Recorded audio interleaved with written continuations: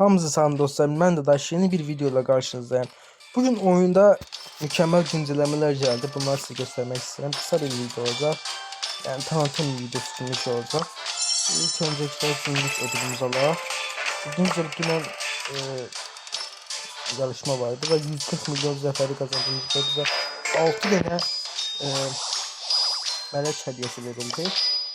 Bunları açıq görünmeye kısacasından bir bakaq olarak da.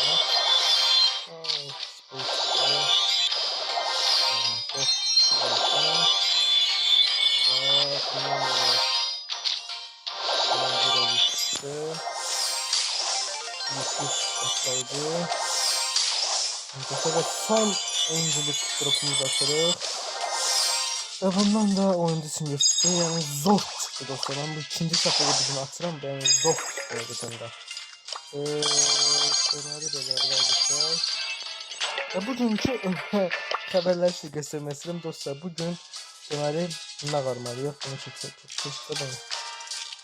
Bugün 200 milyon savaşçı öldürülməlidir. Bunun karşısında sabah ya simge verilecek ya 987 güç puanı ya da ki Finks karakteri olmayanlara Finks karakteri verilecek. Ben de Finks karakteri yoktu, o yüzden onun gelmesini çok istəyirəm buna göre. Ve bu arada bunu göstermedim size. Gördüğünüz üzere burada yazılıb yalnızca suikastçı karakterler olacak. Yani bugün hem Edgar olacak dostlar. Ben de normalde çok da karakter, sadece burada gördüğünüz üzere 23 suikastçıdan sadece oyunda toplamda 23 tane suikastçı karakter var ve bundan 14'ü bende var ve bugün ancak bunları oynayabilirim yani. Başka bir karakteri oynayabilmem dostlar. Ama bugün dostlar Edgar oynayacak. Edgar mainler bugün koşacak dostlar yani. Edgar her yerde bir olacak.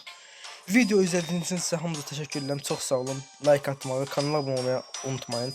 Yorumlarınız için benim için çok değerlidir. Teşekkürler, çok sağ olun.